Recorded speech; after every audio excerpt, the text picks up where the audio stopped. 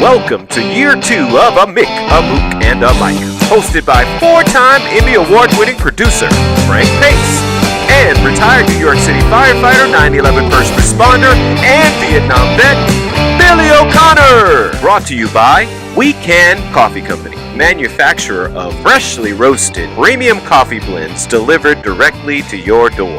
This week's guest, the most accomplished female broadcaster of all time and member of Professional Football Hall of Fame, Lesley Visser. My brother, Frank, how you doing, pal? You playing any golf? How's your waggle? How's everything going? my waggle's fine. I'm really excited today. We got a great guest. Who's our guest, Billy? Lesley Visser. I'm excited as well. I mean, this is she's some groundbreaker. Unbelievable. I mean, only woman. She is the only woman, or definitely the first woman in the Hall of Fame, the NFL Hall of Fame. For sure. Yeah, For sure. Amazing how many glass ceilings she broke. She broke a bunch of them, that's for sure. So she'll be on with us in a little while. What do you want to talk about? I don't know. It's your world. I'm just living in it. Whatever you think. No good news on the COVID front. I'm looking at that all over Louisiana and Florida. Grief, but I don't want to talk about grief. I can't even watch the news anymore. There's so much garbage. Yeah, that's true. That's true. Why don't you read a passage from our book? Hey, there's an idea. You know what? What? I'll pick one at random. Because I don't want to do anything rehearsed, Frank. Yeah. I'll just pick this one at random. Well, here's a bookmark, instantly enough. All right. There's a reporter talking to Lenny Dawson, who was the Kansas City quarterback. Well, he wasn't a Kansas City quarterback then. He was the Dallas Texans quarterback then. If you remember the book, you Egypt. What's Italian for Egypt? Mook.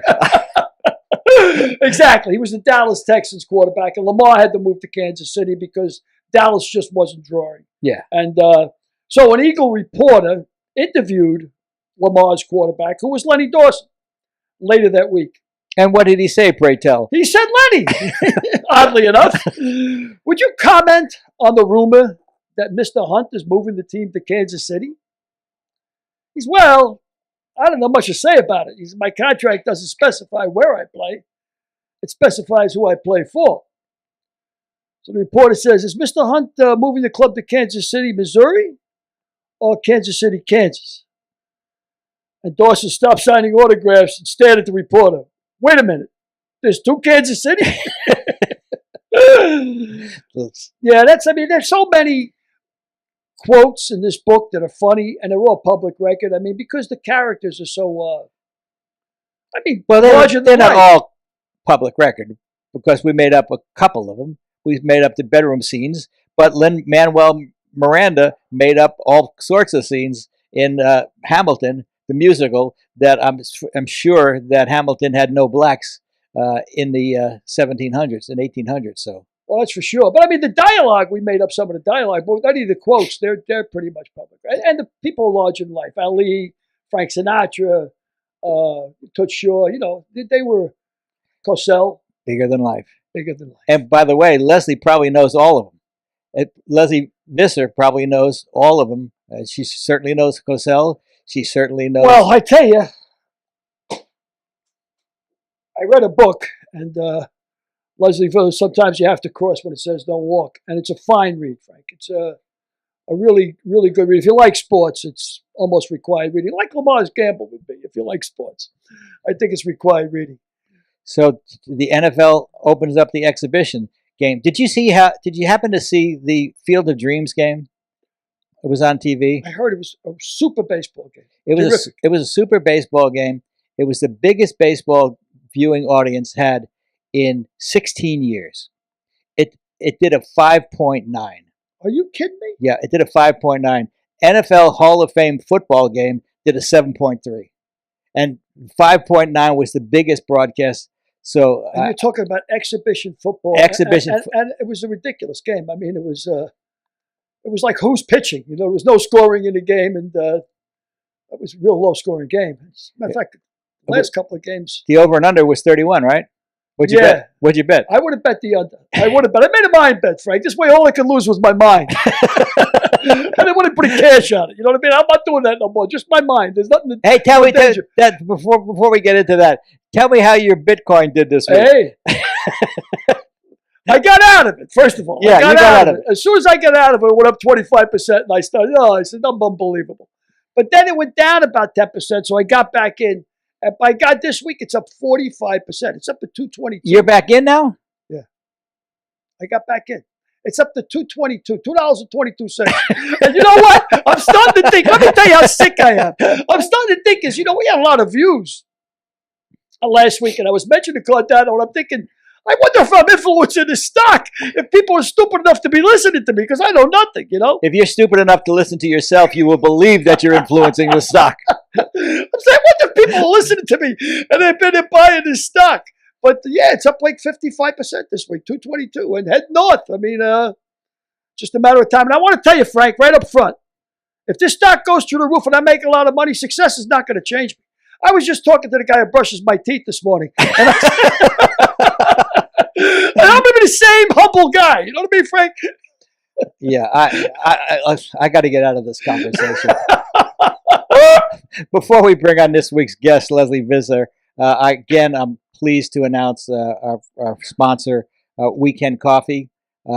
They have got great freshly roasted premium blends, which, by the way, they deliver straight to your door. So Weekend Coffee is a great sponsor, and we're happy to have them, and we're going to be doing great things with them as we approach September 11th. Well, September 11th, as a first responder at 9/11 and a veteran myself, Weekend Coffee, every 10 packages they sell, they donate a bag of coffee to a veteran or to a first responder, which is pretty cool stuff. That's great. The philanthropic arm is out there. So we're proud to push that coffee. You betcha. Speaking of September 11th, why don't we bring on Lesley Visser? Hey, there she is. Lesley Visser. Lesley Visser, how are you? Well, I'm not sure. Is this what my career has come to? That's what Frank said when he met me. That's exactly what I said when I met Billy. Is this what my career has come to? Well, Lesley, I'm Billy O'Connor. And that's Derek Harris, right? Yeah, it's Harris today. Actually, I got to ask you a question right off the bat. My full name is William Patrick Michael O'Connor, and I was born in County Cork, Ireland. And when I read your terrific book, sometimes you have to cross when it says don't walk. One of the pictures in there is you and Art Rooney in Ireland. And my question to you is, do you still know all the lyrics to Four Green Fields? No, but I love By the Fields of Athenry. Can you sing that? Oh, that's a great song. Can you sing By a lonely prison wall, I heard a young... Everybody's supposed to join My in. voice is terrible. Hey, is this where my career has come to? You can't sing any Irish songs, you're out. Yeah, but my mom was from County Cork. We're the Rebel City. Did you know that, That's Billy? where I was born, the Rebel City, up Cork. The big, there's a county in Ireland, Frank, called Down. And in all the hurling matches, everybody says up Galway, up Cork. And of course, somebody, up, down, up, down. I've been confused over there. Before we get too far into this, I want to just say that we're so honored to have you here. You're one of the great sportscasters of all time, male or female. You're in a lot of Hall of Fames. You're in the NFL Hall of Fame, Sportscaster Hall of Fame. You broke the ceiling for women everywhere. And it's just an honor to have you. It's great to be with you guys. And I can't decide which of your books I enjoyed more because I'm most associated with the NFL. The book on Lamar is just fantastic. But all the gossip that's in If These Lips Could Talk, or do you think you made up most of the stuff in If These Lips Could Talk? I can tell you unequivocally that I left out a lot of good stuff in there. That'll be in my sequel. These Lips Did Talk. But before we go further, Derek, you have a picture. I want to ask you, as a member of the NFL Hall of Fame, what were they thinking with Peyton Manning's bust? Oh, everyone complains about those always. You see the picture we have up there? No, I don't. Oh, Derek is. Well, I don't know if you'd appreciate that. If you look quick, it looks like him. If you look quick, it looks like him.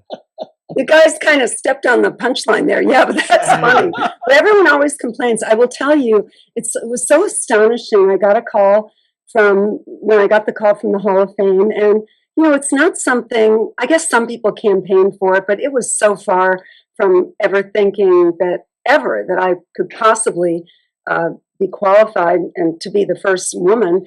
And they called me up, and all I remember saying is, okay, you can't take it back. Don't say you have the wrong number. Is this the right place? Because I was so astonished. The first game I ever saw was in Fenway Park. Remember when the Patriots played in Fenway Park, or maybe you don't remember, but Babe Parilli the quarterback? Yes, he was, and it was Larry Eisenhower and Houston Antoine, and I mean it was a scream. And they had Ron Burton from Northwestern. He was like their only star. Jim but Nance? it was the ragtag AFL that you guys have written about, and because they didn't have a field, Billy Sullivan was one of those old gamblers with. You mentioned Mr. Rooney and Wellington Mara, and so they didn't have a field, and so they were like vagabonds. They played at Boston College, they played at Harvard, and they played at Fenway Park, which was BU. Or no, when they played at BU, they also had to play on Friday nights because they had the blue laws, and you couldn't play on Sunday on a college campus. So they moved to Friday night, and the game that I saw them was against the Raiders in '64 in Fenway Park at night. Well, yeah, night games. Babe told me at one time, because Babe was our coach in the WFL I worked in the WFL with the Chicago Winds, and Babe was our coach for 2 games. He got fired after 2 exhibition losses. So, and he was replaced by Abe Gibran, of course. But Babe and I got really close, and we stayed friends up until he passed away a year or 2 ago. But he told me they were in such dire straits that they would used to get on the bus for practice and not knowing where they would practice, because they would drive around until they found a field, and then when they found a field, they would all get out and then they would run practice. It's amazing. It was really, I was a born, bred, and bled Red Sox fan, and the Patriots were just considered, right, 1960. I guess I was 6 years old, and, we didn't consider them. It was, of course, we waited for the Kurt Gowdy, Al DeRogatis Giants broadcast. But the Patriots were they were like a carnival.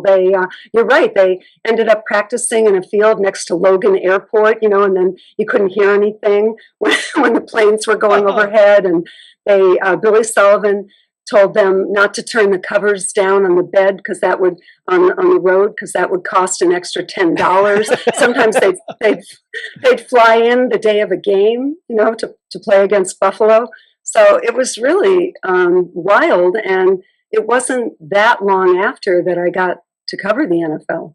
Wow, you started with the AFL then. That's what I used to go to the night games in the Polo Grounds to see the Titans on Saturday night, and I think Harry Wisman was worse. He was in worse shape than Billy Sullivan when it came to money. Yeah, they were really running. They used to call the box office and they said, "We got a Titans game." A guy said, "What time's the Titans game today?" And they said, "What time can you make it?" Well, I even at that Patriots Raiders, it was so much fun because, as you guys know, the AFL ball was slimmer than the Duke, and it had that little foam padding in it. So, that ball would just sail through the air. And this was Cotton Davidson against Babe Parilli and Gino Cappelletti. And it was so much fun. It ended up in a tie, 43-43, everything the AFL, as you guys wrote in your book, they threatened the NFL with their high-powered offense. But basically, there was, nobody there at the game. I got to my first sideline. I went down and stood next to Jim Otto. Wow. Double O. Double O. That's right. We had so many. Billy had the under in that game, 43-43. Probably. Billy had the under. That would be my style, Frank. I think I really did have the under in the New Orleans, in the LSU game that went to like 4 overtimes. It was the most points ever scored in the college game. I definitely had the under in that. And I had the wrong side of the Immaculate Reception, too. I always remember that. Look at this guy running. He ain't going nowhere.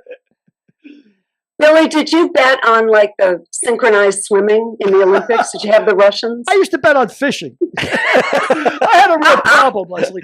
A real problem. But I always went back when I had the good information on fishing. Only if I had a tip. So, Lesley, you were born and bred in Boston. You grew up a big Sam Jones fan?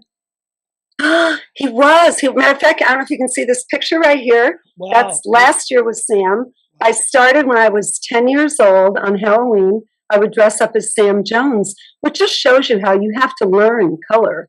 I don't think I could have told you he was black. He was Mr. Clutch. I tried to learn the bank shot, and I would write number 24 on my little white T-shirt every Halloween. And now I've had the privilege, I know him pretty well. And every year Sam's in his 80s. And every year Sam calls me and he says, Lesley, please don't dress up. Really? You're in your 60s. I mean, come on. And I say, too bad. Well, Sam's a good friend of Artis Gilmore, my friend Artis Gilmore in Jacksonville. And Sam lives in St. Augustine now. And Artis always keeps me up to date on what Sam's doing and how he's doing. And it was interesting. Yeah, Artis is fantastic. I got to go up there and interview him for. Did you see the show on ESPN, Basketball: A Love Story? Yes, which I was did. Just terrific. I did. And so I had about 5 of those interviews, and one of them was Artis. And gosh, I can't believe you knew him well. He's really a gentleman. Yeah, I've known him since 1969. 1970 at Jacksonville because I was a student at Jacksonville University. And that's. Do you remember Drayton Miller, the assistant? I do remember Drayton Miller. Oh my gosh, Drayton Miller came to Boston College, where I went as Zuffalato's assistant, and I don't know what kind of players we got with Drayton, or how you got them. I don't know, or how you got them, right? Because Drayton was a little bit, a little fugazi. He was a little fugazi. He had an open wallet policy even back then. I have found, though, that college basketball coaches, for me, are just about the most interesting people in sports. I don't know. They've got an irony to them, and they all have a sense of humor, especially the New York, the East Coast guys. But I've learned so much from, a few coaches. Bill Walsh, of course, Bill Walsh studied Muhammad Ali. He coached his team from learning from Muhammad Ali's moves and his quickness and his thinking. And then I got to travel John Madden's bus with him for 5 years, which you could imagine was a trip. Wow. Why don't you tell us a little about Ali? Ali, I only got to, he was sort of failing when I got to talk to him, although he did name me a Muhammad Ali Daughter of Greatness, which was a pretty cool thing. And I got the award in Louisville. But it was that his mindset, Bill Walsh was an amateur boxer, which most people didn't know about him. And he just loved the idea of the quick strike, which, of course, the West Coast offense was a quick strike. Right. And he just said that, I don't think he ever got to spar or anything with Ali, but he did come to know him. Yeah, because even late in his life, Ali came alive when he started sparring. Lesley said, actually, of all the people she's met, all the fantastic celebrities and sports athletes, the 3 people she said they really sucked the air out of the room. One was Ali, one was Jordan, and it surprised me, the third one, Dan Marino. Dan Marino, he tilts the room. Like you feel him before you see him. Wow. And he just has, 6'4". His first name's Constantine. Most people don't know that. Wow. It's not Daniel. Yeah. So, and he just has such a presence. And the saddest thing, I think, is that he didn't win a Super Bowl. I mean, even John Madden used to say that when he was at practice and he would see Dan throw the ball, that it would give John chills. Wow. I remember Shula saying, they asked Shula one time, how come they're throwing the ball so much? He never threw the ball that much before Miami, and he said, I never had Dan Marino before. Yeah. And or since. or since. And ironically, Dan Marino went to the Super Bowl his first year, and he lost that year, and then he never went back. Talk about so many things. So many things have to break your way to win a championship. It's unbelievable. Yeah, I mean, it could have been that Patrick Mahomes went to one and we didn't see him again. I mean, it's just, you need so many elements in order to get there. And, Dan just gave his body. I'll tell you, are we off the record? Nobody will see this. Nobody will see this. I'll tell Except, Is that for sure? Yeah. I'm wait. I'm sure nobody will see this, Billy. So, Dan, I was on the NFL Today 3 different times, so 3 different groups, and one time it was Dan Marino, Boomer Esiason, Deion Sanders, and myself. And we used to go to dinner the night after the show ended, all the football was over, we go to dinner, and we got talking about how Alvin Harper, I think, was the first player to dunk over the crossbar. It was a Cowboy 49er NFC Championship. So we were all talking, and Deion was saying, and I think Shannon Sharp was there too. And Deion and Shannon were saying, of course they could, they could do that. And I said to Dan Marino, who, by the way, you guys know him, he's Pittsburgh real. He's not boastful. He's just real. And I said to Dan, could you dunk? And he said, yeah, I could dunk. And I said, oh, come on, because, Dan had that Achilles problem, and we didn't see him get too far off the ground. I said, oh, come on, Dan, really? You could dunk? And he leaned over to me and he said, Lesley, I'm Dan Marino. Of course, he was drafted in 3 sports. Wow. So let me ask you a question, because I'm going to ask you a couple of questions. Wilt or Bill Russell? Is that rhetorical? Is that a question? Yeah, who is better? That's what I expected. I expected that. It's so not even close. One is the greatest champion in the history of American sports, and the other one title?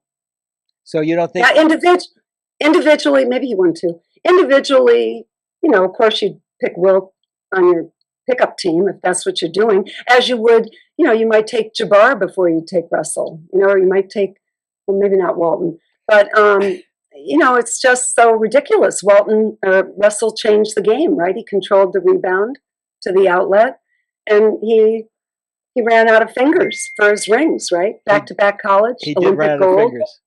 He did. Well, you are from Boston, though, and you did follow those great Celtic teams, so you might be a little prejudiced. Okay, well, here's another one. Well, make the argument. Make the argument my for argument Wilt. would be that Wilt has like 25 or 30 individual records, which is pretty remarkable. I think Michael Jordan only has 5. 30 individual records, 100 points. He averaged what? One year he averaged 45 points and 25 rebounds. That's pretty remarkable. But again, they can make a case for Russell. What do I know? I let her into that question because my friend Gil Vieira is from Boston. We have this argument all the time. So let me get into this because we're talking about Boston. Who's the greatest hitter you ever saw? These are joke questions. Really, I grew up with number 9. I grew up with Bill Russell, and I grew up with number 4, Bobby Orr. So anyone who doesn't think that Ted Williams is the greatest hitter who ever lived, just sit at another table. Give us that Updike quote. I love that Updike quote that I read in the book when somebody wrote a fan letter to Ted Williams. Gods don't answer letters. Gods don't answer letters. He was complaining that he didn't get a letter back, and Updike said, Gods don't answer letters. So let me ask you another question. Who's the greatest quarterback of all times? Well, that's interesting. It's obviously Brady, except so we're 4 for 4 on Boston, but go ahead. Can I help it that it's the greatest sports But no, I will say this. That John Madden always used to get really red in the face because he felt it was Otto Graham, which people just forgot, but 10 titles. Wow. Yeah, and who remembers Otto Graham? I mean, there's nobody around. Mrs. Graham. Mrs. Graham. Hopefully. Okay, now I'll ask you one more thing. Who is the greatest Olympic bobsledder? Outside of yourself. No, that's what I was. I got it for you guys. I brought it out. And I would be really remiss if I didn't mention I saw it. It was wild. It was the Olympic Games in Albertville, and Herschel Walker was on the team. Remember when Herschel got invited? And so he was on the team, and he said to me, Lesley, why don't you come down the track with the Olympic team? And I thought, okay, what a way to go. So they had to get permission from Jean-Claude Killy. He had to write a release. And I was the third man in the four-man bob, and I just kept my head down. They'd never let women go down it before because they didn't think our trap muscles were strong enough that the G-forces, would whip your head back. So it was all on me. They had no responsibility. And CBS put it on the air. It was like, I couldn't believe that a minute could last for an hour. It just went on and on. And Sean McDonough, our great friend, Sean McDonough was on the call. And all you heard Sean saying was, whoa, whoa, whoa, keep your head down. How fast did they go? How fast were you traveling? Do you know, miles per hour? No, I don't know that. It's in the 60s, 70s. I'm not sure. It's. But you got banged up pretty good. It's a tin, maybe it's even in the 80s. It's a tin can, and it's on ice. No, it must be so much faster. I think it's 100. I think it's 100. I do. I don't even know that. But you know what? All I could think of is, remember that Bob Seger song, I wish I didn't know now what I didn't know then. You got banged up pretty good, huh? It's like a bullet, almost like you're in a bullet. Close to 100. Yeah. It's 93. It must be even 120. I have no idea. And I was all bruised Derek said after it. Derek said it's 93 miles an hour as the average. Thank you. So 93 miles an hour to tin can. No wonder you were bruised. I was. My legs looked like bad fruit. Crazy. So, can you tell us a little about the rivalry between Pete Rozelle and Al Davis? Well, of course, you guys wrote about it. You did such a great job. But it was, as you know, Pete Rozelle was like the 50th choice, right? It was just kind of, they were arguing. They couldn't pick the next commissioner. And, someone said, well, how about that guy, that young GM? And they said, okay. And I think didn't Al Davis kind of help to broker it? But, Al Davis, by the way, where was Al Davis born? Brooklyn. No, that would be Brockton, Massachusetts. He went to high school at Erasmus Hall, right? Yes, in Brooklyn? He did. And with Barbara Streisand. I know. And did he have, we found it someplace, but we found that Al Davis had an IQ higher than Bobby Fischer, who also went to Erasmus Hall High School. Is that true? Al Davis was terrifyingly smart. I was really fortunate because his best friend was Will McDonough, the great Will McDonough from the Globe. And matter of fact, the reason I was the first woman to cover the NFL as a beat. And the reason I got to do it, I was a young kid at the Globe. And Will McDonough called Billy Sullivan and he said, Billy, we're going to have a woman on the beat. And that's that. Click. Wow. So Will was great friends with Al Davis. And so Al, who, as you know, he didn't enjoy the company of a lot of people, but I got to know him pretty well before he died. So it was a real privilege. He saw things, he saw the cat in the picture. He knew that the AFL, remember, he was the first guy to, first they paid more money to the rookies, right? They paid, which you guys wrote about. And then he sort of invented the hand holding, didn't he? Where you'd sort of wrap up a guy so that no one else could get him. Babysitting. Of which our good friend Upton Bell was an NFL babysitter when he was with Carol Rosenblum's Rams in the early 60s. Isn't Upton a trip? I mean, he is so much fun. Like if you're going to have an ideal dinner table, I might take Doris Kearns Goodwin, but Upton would be one of them. Doris Kearns Goodwin, that's an interesting choice. That's a great choice. Will McDonough, you had mentioned in your book that he could actually scream at Pete Rozelle on one phone and scream at Al Davis at the other, but his personality was so strong and such it must have been an unbelievable guy to know because Al Davis actually cried at his funeral. He did, but just to tell you about Will McDonough, I mean, a couple things. Please. He was from Southie. He grew up with Whitey Bulger, and we are pretty sure that at Will's funeral, Billy Bulger, who was the president of Boston University and then of the Massachusetts Senate, so Billy Bulger was a pallbearer, and we are sure that Whitey was in the back in disguise, that he came to Will's funeral. I mean, well, that would make sense. Will had gone to visit Whitey when he was in Leavenworth, and Will kept everybody's secret. And he just, he knew everybody. Everybody respected him. And remember back then we all had Rolodexes? Sure. So I got at the two, Boston. I got two in my office right now.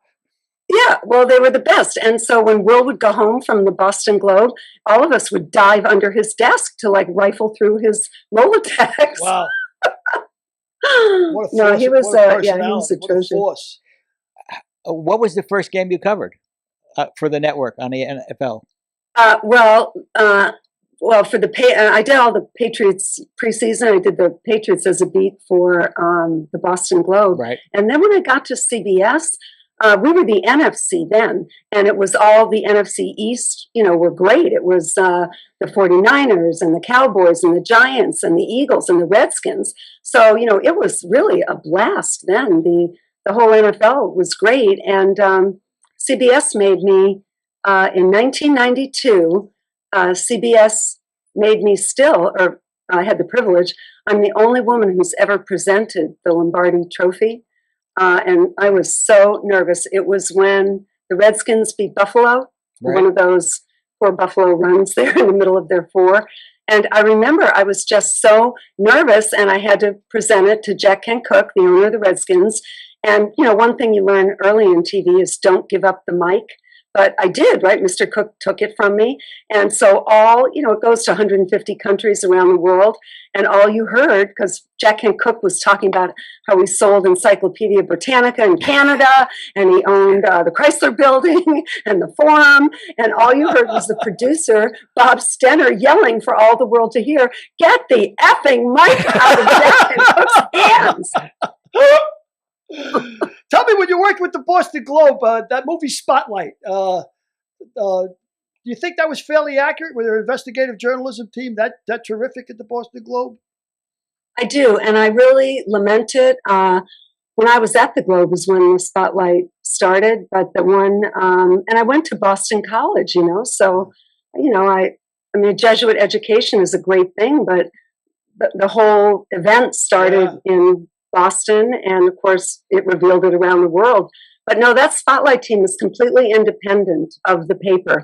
They only take editorial advice from each other, and they present the product at the end. And it's a little bit, the famous editor of the Boston Globe when I was there was a guy, Tom Winship, and his roommate at Harvard had been Ben Bradley. Wow. So our newsroom looked just like All the President's Men. They were great friends, Bill Bradley and Tom Winship. And so I sort of grew up in that All the President's Men ethic. You said Bill Bradley. That's the same name as, Bradley. But yeah, she said I think she said Bill Bradley, which leads me to the New York Knicks. Oh, of course. Sorry. Yeah. Confusing my Bradleys. Yes, yeah. that leads me to the New York Knicks. And Bill Bradley's a great guy. You've met him, I'm sure. Senator Bradley? I did. Of course it was Ben Bradley, who was Winship's roommate. But, another Ivy Leaguer, Bill Bradley. One time I asked him, who is harder to please, the fans or your constituents? Well, and he said, that's really hard. But Bill Bradley said one of the greatest things that I've ever heard.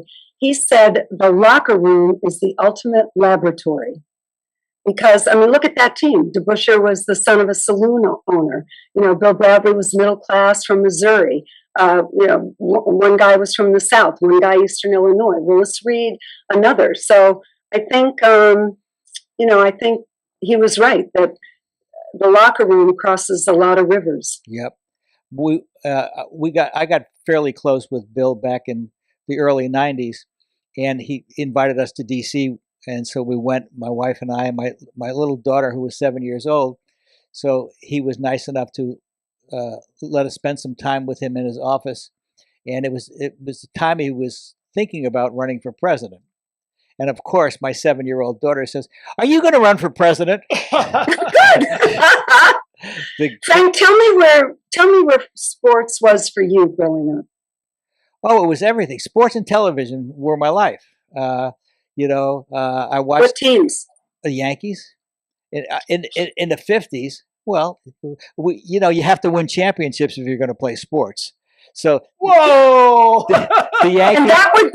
And that would be why Bill Russell is de facto better than Wilt Chamberlain. I got it. Thank you you. got an argument. You can make an argument. I got it.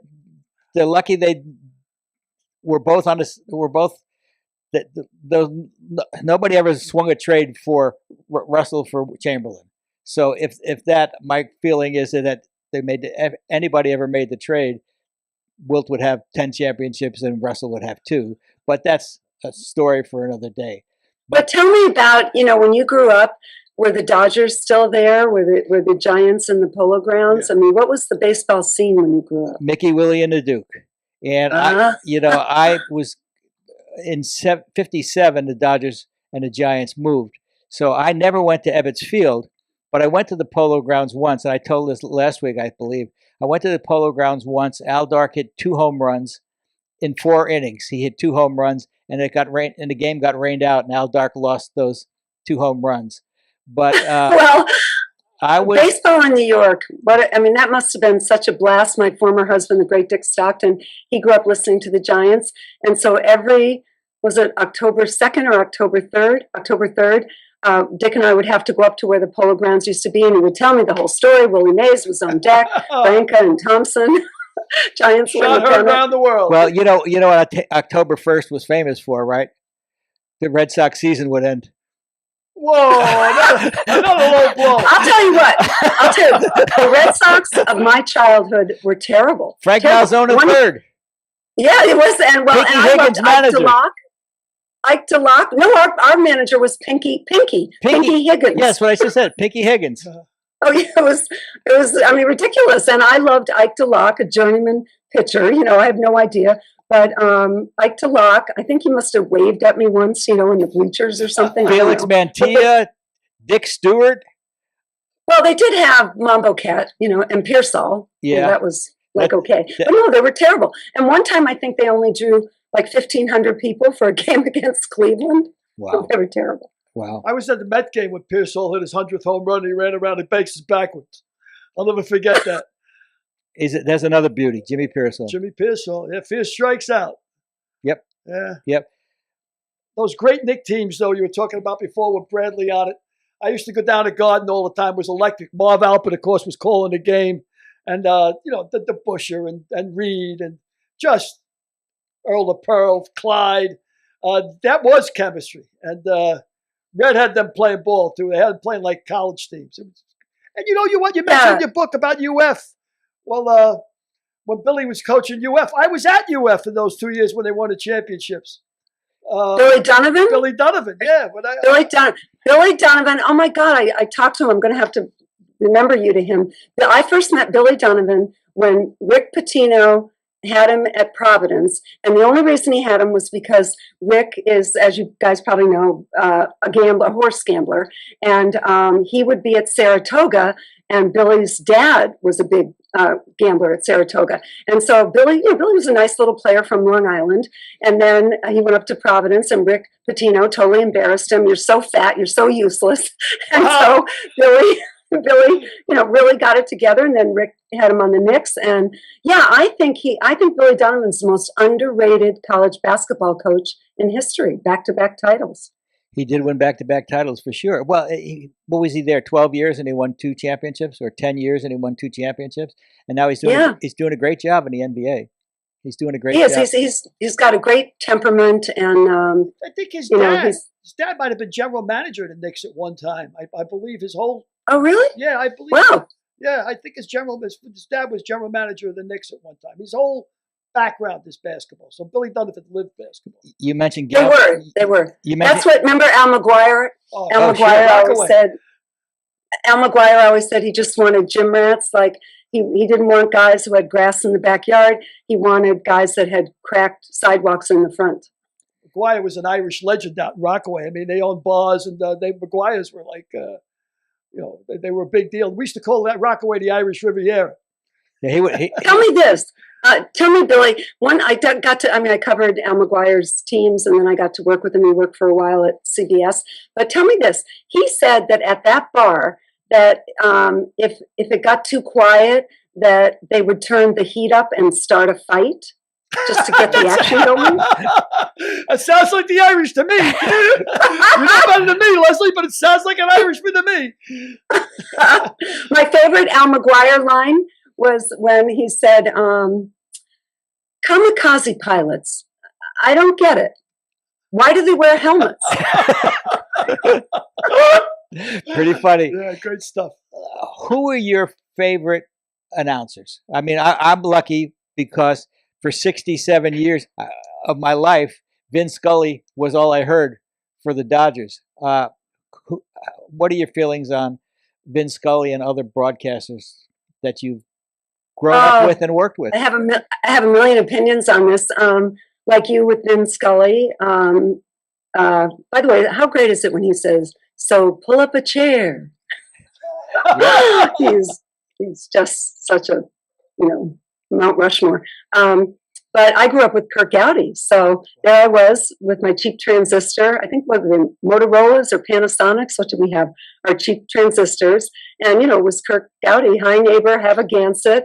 The cowboy from Wyoming calling the Red Sox. So I really, I was trained on great announcers. And I wanted to be a sports writer.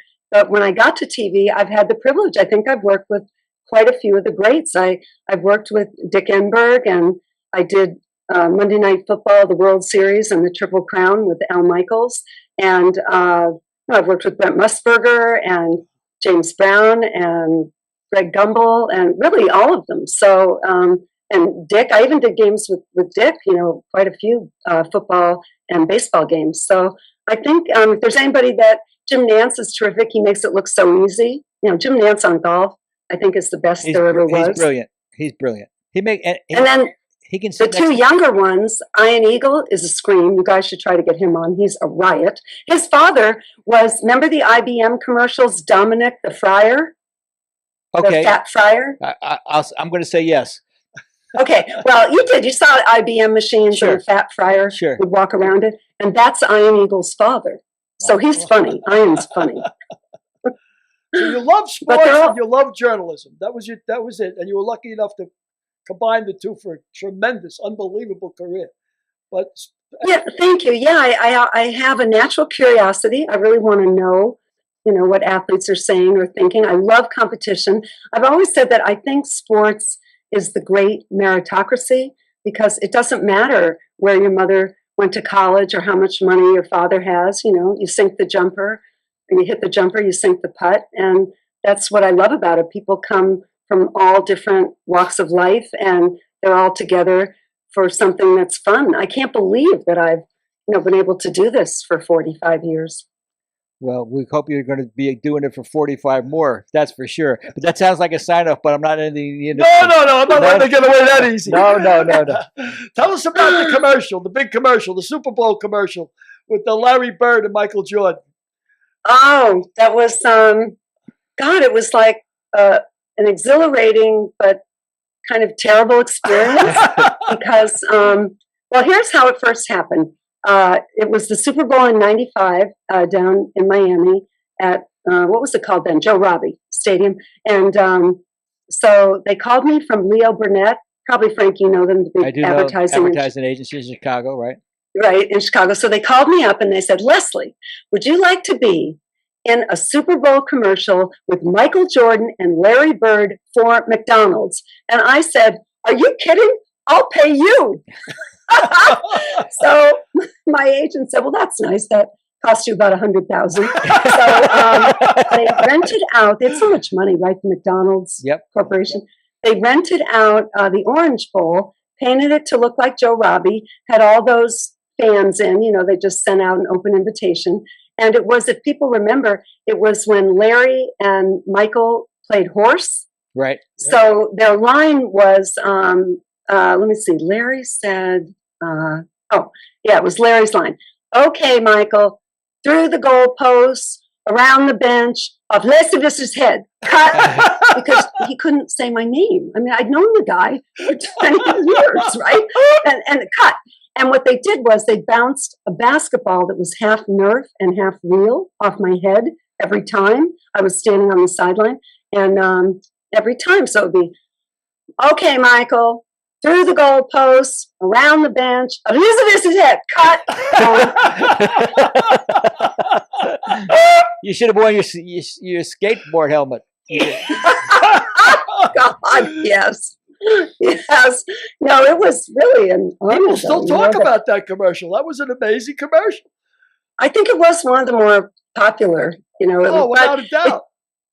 It just was, and they let me add lib a line, which is so Boston. You guys will get it. So it has the characters coming, not Michael and Larry, but these two guys who were trying to get tickets, and Michael gave them to them. And so they're walking, and they come through the team on the field, and then they come near me and cut right in front of me. And so they said, Lesley, just ad lib something. So they walked past me, and I went, what was that?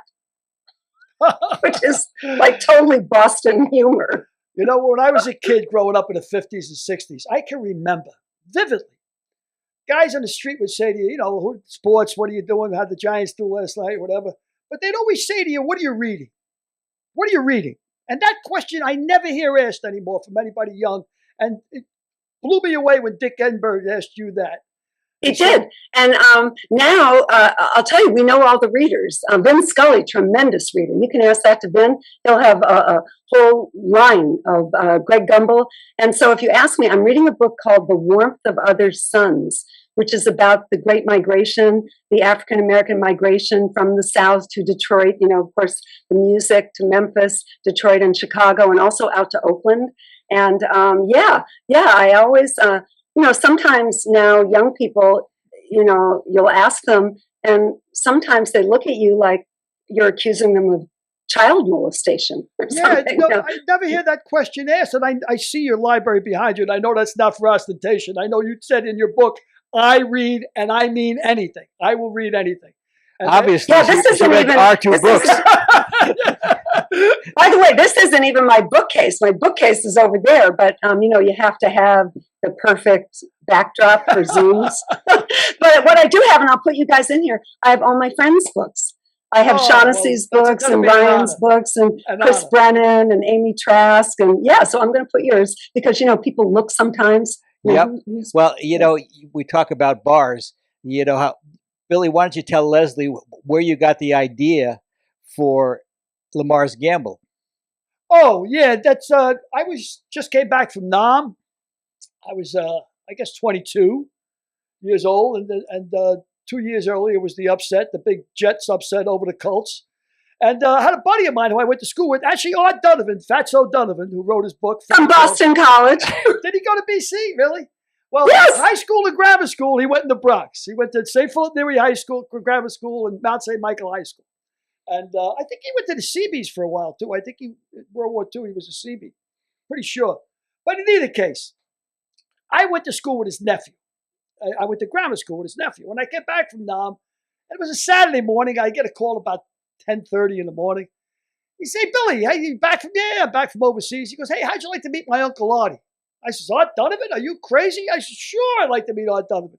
He was having a couple of beers up at the Idle Hour. He says, come on up. And it was about 6-block walk. And of course, I saddled my fastest horse, went up there, and I walk in at 10:30 in the morning. Maybe there's 3 guys in the place. And Art Donovan had his hand around, I know you don't go back as far as me, I know that, but they used to have these 7-ounce Pilsners. And they 15 cents was a 7-ounce Pilsner. And every 3 they'd buy you one. So for 45 cents, you could get 4 beers. And he had his hand around it, and it looked like a shot glass. His hand was so big. And he was adamant, screaming on a rant. I'm telling you, that game was fixed. Rosenblum gave the Jets a playbook. No way they could have beat us. And they said, that's all sour grapes, But I was still in the presence of Art Donovan at 11 o'clock in the morning in a saloon, and I was happy enough to be in a saloon no matter who was there. And them days especially. I'll tell you, Art Donovan, how stupid was I? So when I got out of Boston College, I was pretty involved at Boston College. By the way, you know how you can survive things in college? And Billy, I have to sit down with you and hear what it was like to go to college were you in your 50s? Later. 60s when he graduated. 62 when he graduated. It was great, Lesley. It was great. They say college is your best years, and they say that to all collegiate kids. Well, I can tell you at 61 and 62 graduating, those 4 years was some of the best 4 years I've ever had in my life. It was great.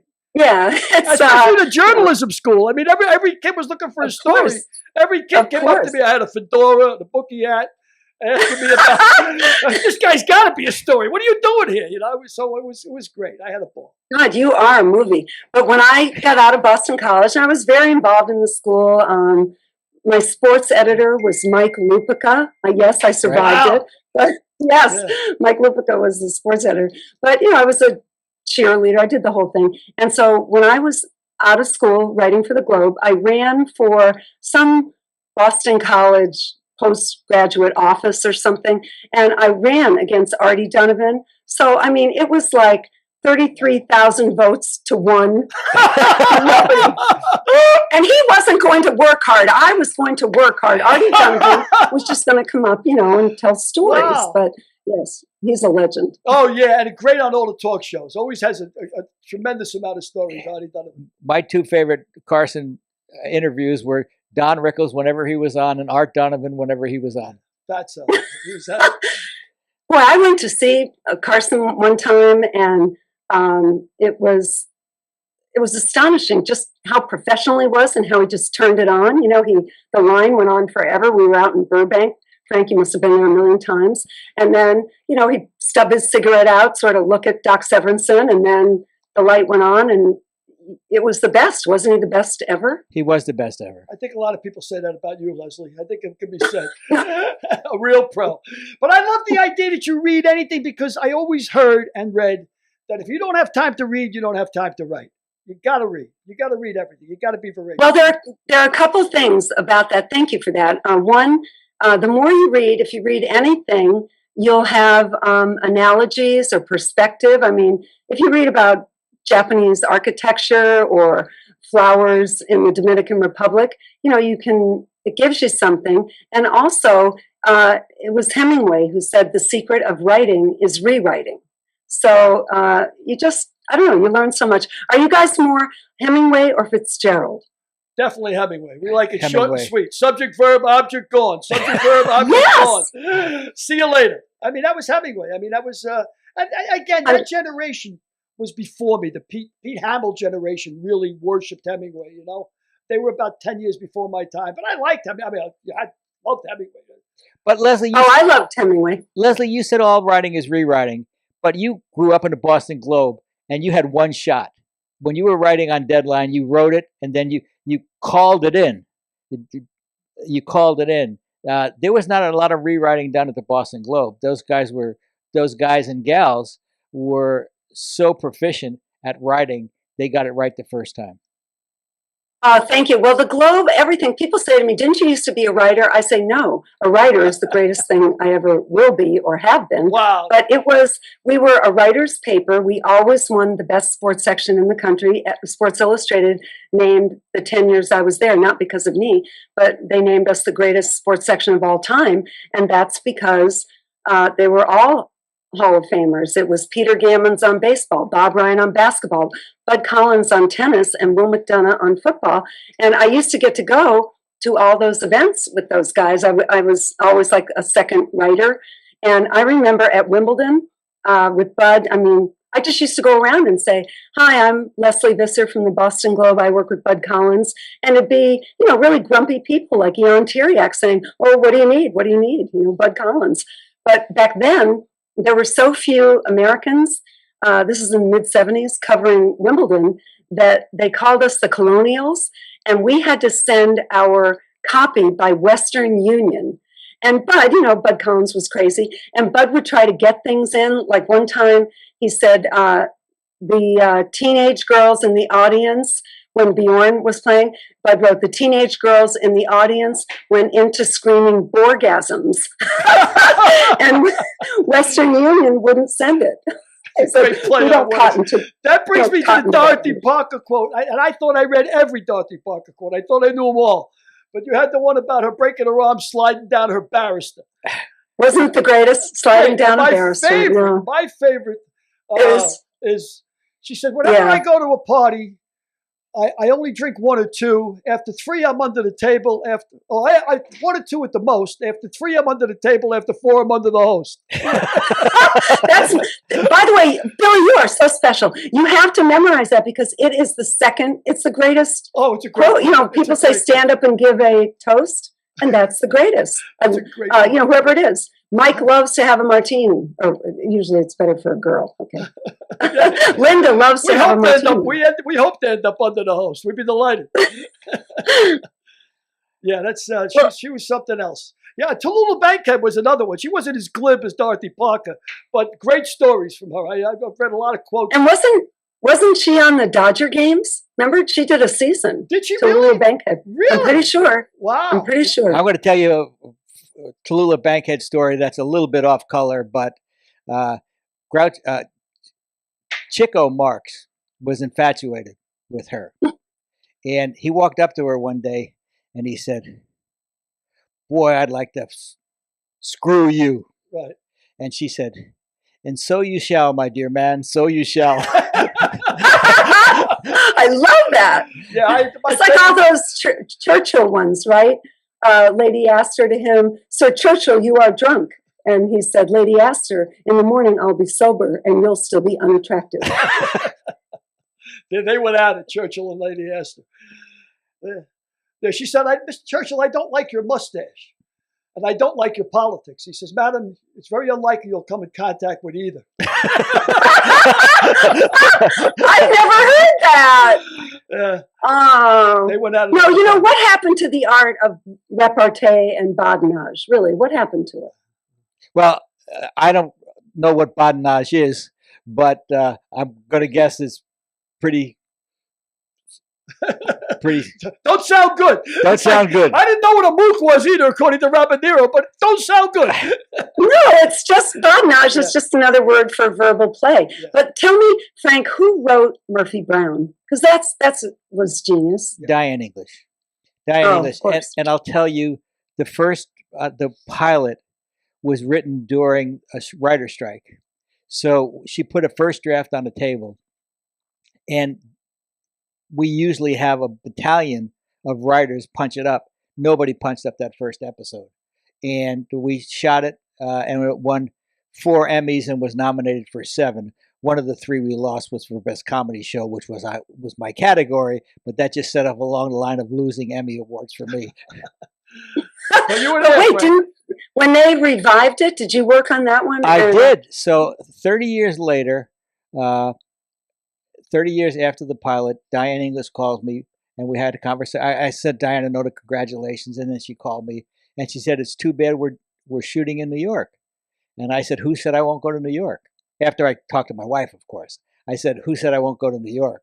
And she said, "Peter Ross' office, who was the president of Warner Brothers TV at the time, will be in touch tomorrow."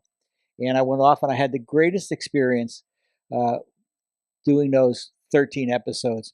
We went out to dinner one night in New York, and it was myself, Diane, Candace, and our costume designer, who was 78. I don't remember her name now, Patricia Norris. And I said to myself, "Look at this. I'm the youngest person in the group," because Diane was 70, Candace was 72, and Pat was 76 or so. But it was a great time. We shot at the Kaufman Astoria Studios in Queens, and every show night was a party. We had Bette Midler on, we had John Larroquette on, we had all of these people that were just coming to be with Candace, and the cast. Joe Regalbuto. Were some people asking their agent, "Can you get me on?" Like, was that the thing to do? I'm sure Bette Midler doesn't have to ask anybody to be on, but a lot of people were probably lining up to get on that show. How many people watched that Dan Quayle episode? 30. Well, it was. I think it made 60 million. 60 million people. Yeah, something like that. 60 million. Those are Super Bowl numbers, there, Lesley. Yeah, it is. That's the one thing, at least right now, about sports is, I'd love to hear what you guys are watching on Netflix and Amazon and Hulu, whatever. But sports still brings. I mean, you guys, I'm sure you just watched that Field of Dreams game. Did you see the ratings on that? We talked about it for a little while before you came on. I guess they got a 5.9 rating, which was the highest rating of a baseball game in 16 years. The Hall of Fame game draw 7.2. Yeah, it was just perfect, wasn't it? And I'm sure you've gotten to know. I'm privileged to have gotten to know Kevin Costner over the years, and I just thought it was magical. And he let the scenes speak. He didn't try to act like an actor at all. I mean, you'd see it, Frank, but was it pretty perfect? It was pretty perfect. It was pretty perfect. Even the game itself was perfect. Yeah. The ninth inning, the Yankees score 4 runs to go ahead, and then Timmy Anderson hits the home run in the bottom of the ninth, walk off. I mean, it was perfect. It was amazing. Yeah, the ending was like The Natural. It was. Yeah. It was like The Natural. You talk about what you're watching on TV. What are you watching? I went through most of them. I loved Homeland. I loved Billions. I can't get. I don't like to say the word the Schitt's Creek. I mean, what am I missing there? Is that great? I thought it was great. Really? I don't get that. And I don't. I've never seen a full episode of Friends. I've never seen a full episode of Seinfeld because of Schwimmer and Costanza. Those two guys drive me crazy. But I like Schitt's Creek. I like Ted Lasso. He's great. I'm coming off Animal Kingdom now, which is a terrific show. So that's what. Is that the one where the guy tortures the tigers? No. That was not Animal Kingdom. Animal Kingdom's like the Sopranos of surfing. Oh, really? Yeah, it stars Ellen Barkin as Tony Soprano. Ellen Barkin plays Tony Soprano, and her four sons are her gang. I got to check that out. I just finished watching a remake of Joseph Heller's classic Catch-22, and George Clooney produced it. It's on Hulu, and I got to tell you, 6 episodes. It's good. It's better than the original movie by far. Who plays Milo Minderbender? Yeah, right there. You should play Milo Minderbender. You know what? That guy was a real wheeler dealer. I mean, it was terrific. I thought that it was a great cast and really well done. I think it was better than the original movie. I really do. Billy, I'd love to see you on camera. The way you talk now, I'm sure if we put you on screen at the moment. They said action. I would get a hamina. Can it open up? Can it open a can? Yeah, but Jackie Gleason became one of the 5 greatest stars of all time from that. So don't you worry, Billy. You just say it. You think it's too late? 73? I still got a shot? You think I can start my modeling career, Lesley? No, you could have a romance with Betty White.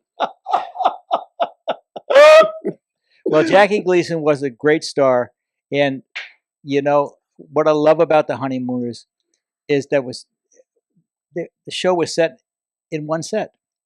It was a show about a love affair between a man and a wife. Audrey Meadows. One room. Occasionally they would go up to the Nortons on the 2nd floor, but it was so story driven. It was story driven, not action driven. And that's, to me, what's wrong with some of the shows today is everything is about what's going on in the periphery, and it's not enough about story. But that's just me. Yeah. Like, to me, the best movies of the last 10, 15 years were movies like Something's Gotta Give, or which is the one that Diane Keaton and Jack Nicholson, and she writes the. Yes, I know what you mean. That's Something's Gotta Give? Yeah. Or is that the one with Helen Hunt and those 3, people you never put together, right? Greg Kinnear plays the gay guy who gets beat up, and Helen Hunt is just trying to make enough money to put food on the table, and Jack Nicholson has the ADD. What's that thing? I don't remember the name of it, but I know what you're talking about. Oh, I know the one too. Yeah, that's when Nicholson's that was a great movie. He's a real miserable son of a gun in it. And finally, he looks at her one day and says, "You make me want to be a better person," which is probably the nicest thing he could ever say. Yeah. And I've been around coaches like that or people like they just make you sit up straighter. That Like I guess not today. Boston Catholic school training. Stand up straight. Well, that's like Nick Saban's one of those people.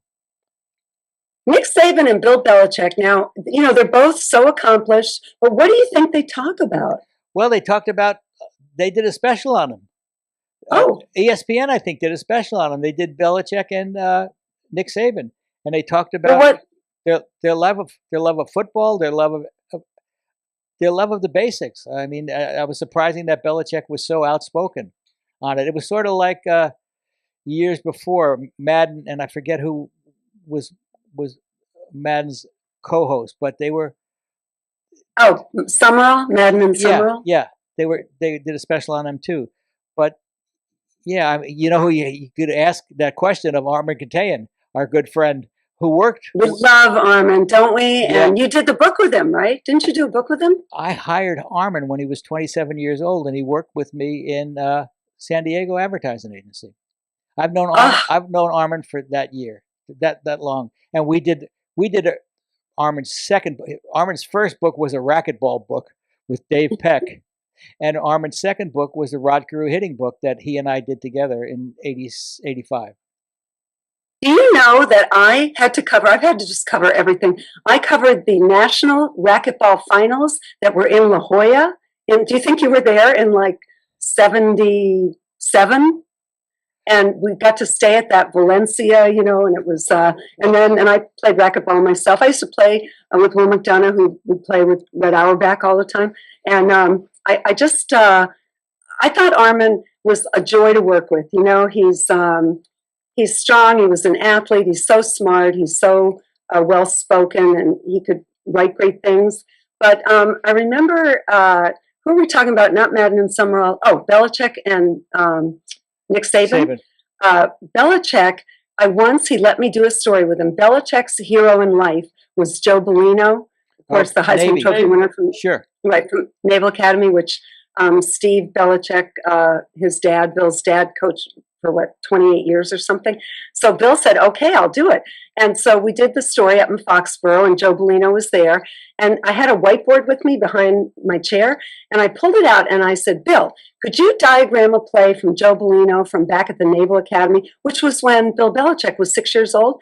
He wrote it down on the whiteboard in 5 seconds, 27 F-trap, touchdown, Joe Bellino. And he held it up like he was, like in grammar school, like, oh, I did this. It was astonishing. His brain in 10 seconds did that.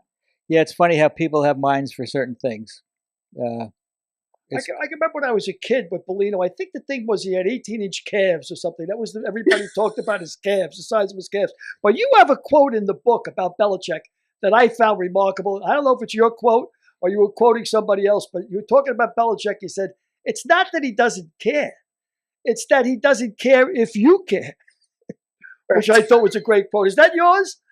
I probably was quoting someone, but I can feel it because he was a prep school kid, right? I mean, after going to high school down in Annapolis, he went a year at Exeter or Andover. I think it was Andover. And his best friend was a naval expert on Navy and the military, Adams, who went to work with Bill for 40 years, just retired last year. And so Bill actually, he had preppy in him, and he belongs, to the most exclusive club out on Nantucket, and he rides his bike around. So, and you guys probably know this, he's a roadie for Bon Jovi in the summer. Wow, I didn't know that. Did you know that? No, I didn't. Wow. Imagine that. Bill Belichick's your roadie. Yeah. I know. Can you imagine? Unbelievable. Can you imagine telling him to pick up those guitar cases and put them in the car? Hey, kid, grab those lights. Wow. See, and you also covered horse racing. You covered Triple Crown? I loved it. Billy, I'm sure you've been to them, and it was a blast. And Al Michaels, everybody's a handicapper, and it was tremendous. And it was a lot of the Triple Crown during the Triple Crown. Well, some contenders, Silver Charm, but it was real quiet. It was Silver Charm, charismatic, came within a nose of winning. So it was really fun. And I actually named a horse that got to the Derby, which is pretty unusual. I think there are 20,000 foals born every year, and 2018, get to the Kentucky Derby. And do you guys remember the book Lonesome Dove? Sure. Great movie. Robert Duvall. Great movie. Yes, Robert Duvall. And, well, in the movie.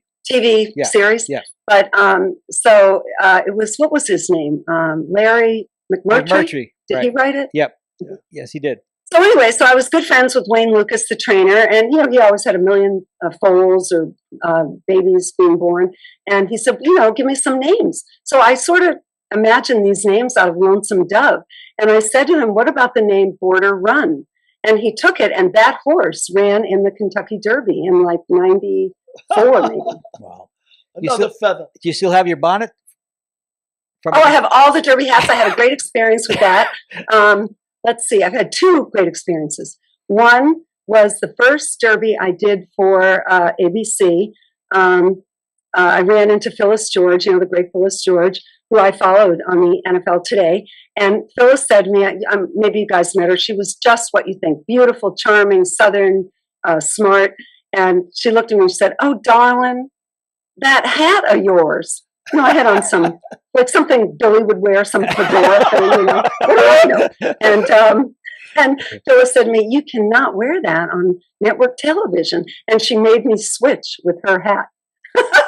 That's how great cool story. she One of was. the most hilarious features I ever read was Hunter Thompson at the Kentucky Derby. That's an amazing piece. Hilarious. Well, you talk about things that go around. Phyllis George, in addition to being the NFL host, her husband and she also owned Artis Gilmore's Kentucky Colonels.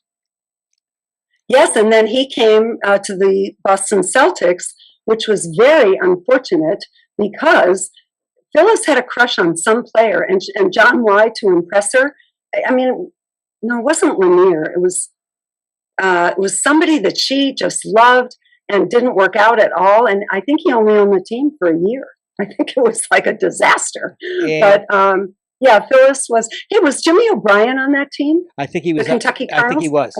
I believe he was. Yep. Yeah. Yep. No, and maybe Billy Evans. I don't know if he was. But and Artis used to babysit for the general manager of the Colonel's daughter, Hannah Storm. Wow. Right. Storin. Right. She's great too, by the way. She is terrific. You know how you guys by now you can tell the women that are the real deal. And Hannah's one, Michelle Tafoya. We have one, Tracy Wolfson at CBS. And you guys should get on sometime because she's a blast, is Susan Waldman. Now she can tell stories. I'm sure she can. Yankee stories for sure. She was an actress before that. She was in the original Man of La Mancha on Broadway. Yeah. And she performed in the West End. She dated Cary Grant. Come on. That's saying something. I would date Cary Grant if I had a shot. Me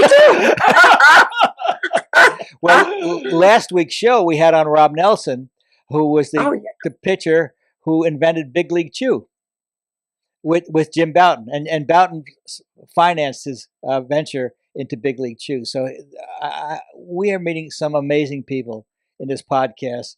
Lesley, you've been delightful. We've taken up enough of your time because we could go on for almost as long as Upton went on. But no, it's been a privilege. I as I told you, Frank and Billy, when Upton said to me, he sent me the show, which was great, and he said, "You ought to meet these guys." I said, "Upton, I've been listening to them for months. So thank you for finding me." Such a compliment. And you and I had worked together 15 years ago on Hall of Fame magazine. So I'm delighted to remake your acquaintance for sure. Derek, do you have any final questions? Billy, do you have any final questions? Yeah, I got a couple questions. Well, one question for sure is, so you mentioned that you read a lot. And what's your top 3 books for either women or women in journalism? My daughter just graduated from, in journalism. And I'm curious about. Great. Yeah, I'm curious about I wouldn't read books, how-to books. Okay. I would read they talked about read Hemingway, read writers like The Athletic, get a subscription to The Athletic, and see you need 3. I think there are 3 non-negotiables to make it in sports, either journalism or on camera. You have to have passion. If you don't have passion, then it'll leak out. You'll be mad that somebody else makes more money, or you won't like the assignment. So you have to have passion. You have to have knowledge. Knowledge is unassailable. And I think you have to have stamina. I mean, all of us here on this podcast right now, we've all had ups and downs, and we've all gotten back up. So I think if you have those three elements, she'll make it. Awesome. That's great advice. And then I got one more question. So you're super sharp, and obviously a lot of it has to do with reading and working. What's your regimen? So you look great as well. So do you have a sort of a morning regimen? Do you work out? What's your diet? Wow. Like? Thanks. No, I would say yes. I've worked out my whole life. I have 3 hip replacements to show for it. I was a runner. Running was great because you could do it wherever. You could go out the door, at a hotel in New Orleans and run up to Audubon Park. I covered events in Sweden and Switzerland and Russia. So you could just go out the door, with a headset on, those old Sony headsets, and run. But I think it really helped me. I always played pickup basketball with either the guys from the Globe or the Patriots. And you guys remember Russ Francis, 6'6", pretty boy, right? Of course. And I would have to rebound because Russ didn't want his pretty nose elbowed. So I said, Lesley, you get in there. So, and by the way, one time, Frank, you'll appreciate this. One time, Russ Francis and Abe Gibran and I went fishing before the game in Tampa Bay. It was a lot more relaxed back then. We actually flew with the team. But Abe was a beauty. Abe was a beauty. And Russ Francis, he didn't want to get his nose broken, later became a professional wrestler. Oh, yes. Yes. I might remind him of that. But thank you, Derek. I have terrible paranoia, because I was always the only woman in the beginning. That's what everyone would say. Oh, what's with her hair? What's with her hair? So, but actually one time I was doing skating in St. Petersburg, Russia. It was in the winter. And Peggy Fleming, I did it with the great Dick Button and Peggy Fleming. And Peggy said, Lesley, you got to come down to breakfast, you really have to come right now. And I went down. I said, Peggy, what's wrong? Is your family okay? Are your kids okay? And she said, there's a website about your hair. So thank you, Derek, for saying I look okay. That's awesome. Billy, any closing thoughts? No, but I want to thank you for having us, for meeting you. It's been a pleasure. The stories have been amazing. You're amazing. Your book is great. And like your husband says, one more Pioneer Award for Lesley, and she'd have to wear a coonskin cap. I know. I'll wear it on the next show. You certainly broke a lot of glass ceilings, so it's a real pleasure. Thank you. An honor. Thank you, Lesley. Thank you, guys. Very good having you. You're a terrific lady and a great interview. Thank you so much. Thanks Goodbye. so much. Thank you, guys. Thank you. Bye-bye. So, another great interview. Yeah, she was amazing. She just, between the sports knowledge she has and the journalism knowledge she has, meeting writers like that, I mean, just great stuff, great stuff. It's terrific. So, this week in history. What do you think happened this week in history? I don't even know what date it is. Give me a clue. In 1945. You want a visual cue, Derek? Oh, give me a visual. Give me a visual. Oh, well, that's easy. That's MacArthur. That's getting the surrender from the Japanese aboard the Missouri. Matter of fact, Wainwright should be somewhere in that picture. He is. You can barely see him over Hirohito's left shoulder. You see that skinny guy back there? That's Wainwright after his release from the Philippines. MacArthur wanted to be certain. Who's Wainwright? General Wainwright was when MacArthur left Bataan. When the Japanese were taking over Bataan, MacArthur got out of there, because they thought he was too important to the war effort to lose to the Japanese. So they shot him out in a PT boat in the middle of the night. But Wainwright took command of Bataan, and he ended up spending almost 3.5 years in a Japanese prison camp, where he was, predictably, as he was so skinny when he came out of there, he could have closed one eye and went to a masquerade party as a needle. I mean, I don't want to make fun of it, but it was that's the situation he was in. And MacArthur insisted that he be on the Missouri when the Japanese capitulated. MacArthur had an uncanny. There's a great book about MacArthur called American Caesar, written by William Manchester. And he said he had an uncanny accuracy when it came to predicting the amount of casualties. And he said a land invasion of Japan he estimated would lose 1 million American soldiers. Well, that's why they dropped the bomb. My brother was named after Douglas MacArthur. My brother Doug. Really? Yeah. Well, my father was in the war, so he named my two brothers, my brother Bruce after his General Bruce, who later became the president of the University of Houston, and Douglas MacArthur. Wow, that's quite an honor. I always love MacArthur. I mean, there's in Manchester's book, American Caesar, he said that the three of the most influential people in the Western effort, of course, were MacArthur, Churchill, and FDR, and they were all distant cousins. Wow. And they all had domineering mothers. There was another thing that was kind of odd. Like when he went to West Point, MacArthur, and again, MacArthur graduated West Point with a 98.6 average, which I think was the second highest in the history of West Point. The only one who had a higher mark was Robert E. Lee. Right. And somebody graduated at the bottom of the class. Wasn't somebody, was Eisenhower at the bottom of his class? Eisenhower was near the bottom of his class. So, of course, Grant almost got thrown out. Yeah.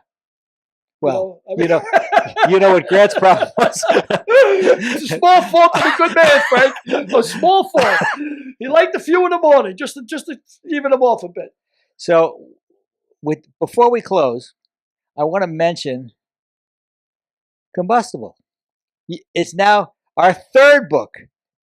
Collaborated book. That's loosely based on the life of a screwball, some screwball, some screwball, unnamed, somebody unnamed named Billy O'Connor. It's loosely based on his life. It culminates at 9/11, which we are coming up on, and we're going to commemorate that. But we thought it would be good. We had to work against the clock, but to get this book out now, because it's an important period in our life, and it's the 20-year anniversary. 20th anniversary of 9/11, and it's hard to believe it's been 20 years. I mean, tempest fugit. You always say time flies, but 20 years really since 9/11. I mean, what a tragic day. Yeah, and we'll talk about that when we have Richie Picciano. Richie Picciano will be on the show. Richie wrote a great book called Last Man Down. Yep. about he was one of the survivors actually of 9/11. So you talk about reading. Since we've been doing this, I've been reading more than ever because I'm reading Tony O's book because Tony O's going to be on again. I'm reading, That's Sinatra's Road Manager, by the way. Sinatra's Road Manager will be on. He wrote a great book called In the Wee Small Hours of the Morning, Sinatra and Me. I'm reading Lesley's book. I'm reading, a lot of books. A lot of homework, Frank. A lot of homework. You can't take it for granted. And I hope somebody finds it in their graciousness to read If These Lips Could Talk, Lamar's Gamble, and our latest book, Combustible. And Tony O was such a great interview the first time he was here. Yeah, and he's going to have a lot more to talk about since he's got the book out. Some pretty explosive stuff in that book. I'm reading it right now. Yeah, pretty explosive stuff. Before we go, I want to again mention Weekend Coffee, our sponsor. They do a great job. Derek's got the logo up right now. You go to weekendcoffeecompany.com. They will donate one bag of coffee. Every 10 for first responders and veterans. So they're a good cause. They're good coffee. And it's good coffee. And they deliver it right to your door. Right to your door. And then you take it and put it into a cup and deliver it right to your mouth. That's on you. They can't do everything. But thanks for looking in this week. I hope you enjoyed Lesley Visser. I had a ball. I hope that our audience had just as much fun as we did. What an interesting woman. Yep. A terrific woman. Yeah. Another terrific woman because we had Wendy Selig-Prieb on. That's correct. A couple of weeks prior. So with that, good, Frank. I'm meeting some great people. Thank you for the privilege. Say good night, Billy. Good night, Billy. Good night, Derek. Good night, fellas. Good night, Jenny. Wherever you are. Next week's guest, co-star of NBC series New Amsterdam, Connor Marks.